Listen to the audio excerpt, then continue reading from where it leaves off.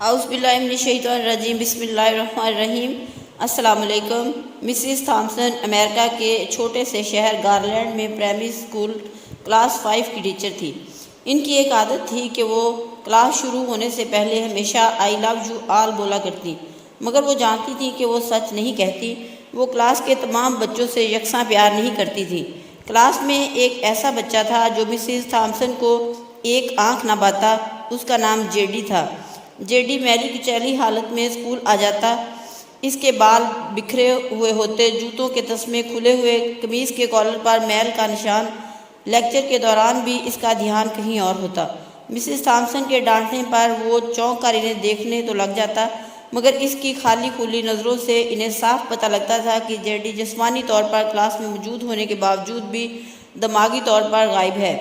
رفتہ رفتہ Mrs Thomson کو جیڈی سے نفرت سی ہونے لگی۔ کلاس میں داخل ہوتے ہی جیڈی مسز تھامسن کی سخت تنقید کا نشانہ بننے لگتا۔ ہر بری مثال جیڈی کے نام سے منسوب کی جاتی۔ بچے اس پر کھلکھلا کر ہنستے اور مسز تھامسن اس کی تذلیل کر کے تسکین حاصل کرتی۔ جیڈی نے البتہ کسی بات کا کبھی کوئی جواب نہیں دیا تھا۔ مسز تھامسن کو وہ ایک بے جان پتھر کی طرح لگتا جس کے اندر احساس نام کی کوئی چیز نہیں تھی۔ ہر ڈانٹ، طنز اور سزا کے جواب میں وہ بس اپنی جذبات سے آری نظروں سے انہیں دیکھا کرتا اور سر جھکا لیا کرتا۔ مسز تھامسن کو اب اس سے شدید چڑ ہو چکی تھی۔ پہلا سیمسٹر ختم ہوا اور رپورٹیں بنانے کا مرحلہ آیا تو مسز تھامسن نے جیڈی کی پروگریس رپورٹ میں اس کی تمام برائیاں لکھ ماری۔ پروگریس رپورٹ والدین کو دکھانے سے پہلے ہیڈ مسٹرس کے پاس جایا کرتی تھی۔ انہوں نے جب جیڈی کی رپورٹ دیکھی تو وہ مسز تھامسن کو بلا لیا۔ مسز تھامسن، پروگریس رپورٹ میں کچھ تو پروگریس بھی نظر آنی چاہیے۔ آپ نے جو کچھ لکھا ہے اس سے جیڈی کے والدین اس سے بالکل ہی نا امید ہو جائیں گے۔ میں معذرت خواہ ہوں مگر جیڈی ایک بالکل ہی بدتمیز اور نکما بچہ ہے۔ مجھے نہیں لگتا کہ میں اس کی پروگریس کے بارے میں کچھ لکھ سکتی ہوں۔ مسز تھامسن نفرت انگیز لہجے میں بول کر وہاں سے اٹھ آئیں۔ ہیڈ مسٹرس نے ایک عجیب حرکت کی۔ انہوں نے چپڑاسی کے ہاتھ مسز تھامسن کی ڈیسک پر جیڈی کی گزشتہ سالوں کی پروگریس رپورٹس رکھوا دی۔ مسز تھامسن کلاس میں داخل ہوئی تو رپورٹس پر نظر پڑی۔ الٹ پلٹ کر دیکھا تو پتہ لگا کہ یہ جیڈی کی رپورٹس ہیں۔ پچھلی کلاسوں میں بھی اس نے یقیناً یہی گل کھلائے ہوں گے، انہوں نے سوچا اور کلاس 3 کی رپورٹ کھولی۔ رپورٹ میں ریمارکس پڑھ کر ان کی حیرت کی کوئی انتہا نہ رہی جب انہوں نے دیکھا کہ رپورٹ اس کی تعریفوں سے بھری پڑی ہے۔ جیڈی جیسا ذہین بچہ میں نے آج تک نہیں دیکھا۔ انتہائی حساس بچہ ہے اور اپنے دوستوں اور ٹیچر سے بے حد لگاؤ رکھتا ہے۔ آخری سیمسٹر میں بھی جیڈی نے پہلی پوزیشن حاصل کر لی ہے۔ مسز تھامسن نے غیر یقینی کی حالت میں کلاس 4 کی رپورٹ کھولی۔ جیڈی نے اپنی ماں کی بیماری کا بے حد اثر لیا ہے۔ اس کی توجہ پڑھائی سے ہٹ رہی ہے۔ جیڈی کی ماں کو آخری سٹیج کا کینسر تشخیص ہوا ہے۔ گھر پر اس کا اور کوئی خیال رکھنے والا نہیں، جس کا گہرا اثر اس کی پڑھائی پر پڑا ہے۔ جیڈی کی ماں مر چکی ہے اور اس کے ساتھ ہی جیڈی کی زندگی کی رمق بھی۔ اسے بچانا پڑے گا اس سے پہلے کہ بہت دیر ہو جائے۔ مسز تھامسن پر لرزہ طاری ہو گیا۔ کانپتے ہاتھوں سے انہوں نے پروگریس رپورٹ بند کی۔ آنسو ان کی آنکھوں سے ایک کے بعد ایک گرنے لگے۔ اگلے دن جب مسز تھامسن کلاس میں داخل ہوئیں تو انہوں نے اپنی عادت مستمرہ کے مطابق اپنا روایتی جملہ آئی لو یو آل دہرایا، مگر وہ جانتی تھیں کہ وہ آج بھی جھوٹ بول رہی ہیں، کیونکہ اسی کلاس میں بیٹھے ایک بے ترتیب بالوں والے بچے جیڈی کے لیے جو محبت وہ آج اپنے دل میں محسوس کر رہی تھیں وہ کلاس میں بیٹھے اور کسی بچے کے لیے ہو ہی نہیں سکتی تھی۔ لیکچر کے دوران انہوں نے حسب معمول ایک سوال جیڈی پر داغا اور ہمیشہ ہی کی طرح جیڈی نے سر جھکا لیا۔ جب کچھ دیر تک مسز تھامسن کی طرف سے کوئی ڈانٹ پھٹکار اور ہم جماعت ساتھیوں کی جانب سے ہنسی کی آواز اس کے کانوں میں نہ پڑی تو اس نے اچنبھے سے سر اٹھا کر ان کی طرف دیکھا۔ خلاف توقع ان کے ماتھے پر آج بال نہ تھے۔ وہ مسکرا رہی تھی۔ انہوں نے جیڈی کو اپنے پاس بلوایا اور اسے سوال کا جواب بتا کر زبردستی دہرانے کے لیے کہا۔ جیڈی 3-4 دفعہ کے اصرار کے بعد آخر بول ہی پڑا۔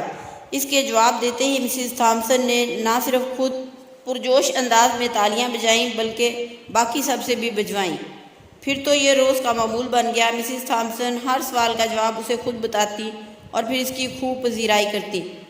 ہر اچھی مثال جیڈی سے منسوب کی جانے لگی۔ رفتہ رفتہ پرانا جیڈی سکوت کی قبر پھاڑ کر باہر آ گیا۔ اب مسز تھامسن کو سوال کے ساتھ جواب بتانے کی ضرورت نہ پڑتی۔ وہ روز بلا نقص جوابات دے کر سب کو متاثر کرتا اور نت نئے سوالات پوچھ کر سب کو حیران بھی۔ اس کے بال اب کسی حد تک سنورے ہوئے ہوتے، کپڑے بھی کافی حد تک صاف ستھرے، جنہیں شاید وہ خود دھونے لگا تھا۔ دیکھتے ہی دیکھتے سال ختم ہو گیا اور جیڈی نے دوسری پوزیشن حاصل کر لی۔ الوداعی تقریب میں سب بچے مسز تھامسن کے لیے خوبصورت تحفے تحائف لے کر آئے اور مسز تھامسن کے ٹیبل پر ڈھیر کرنے لگے۔ ان خوبصورتی سے پیک کیے ہوئے تحائف میں ایک پرانے اخبار میں بد سلیقہ طرز پر پیک ہوا ایک تحفہ بھی پڑا تھا۔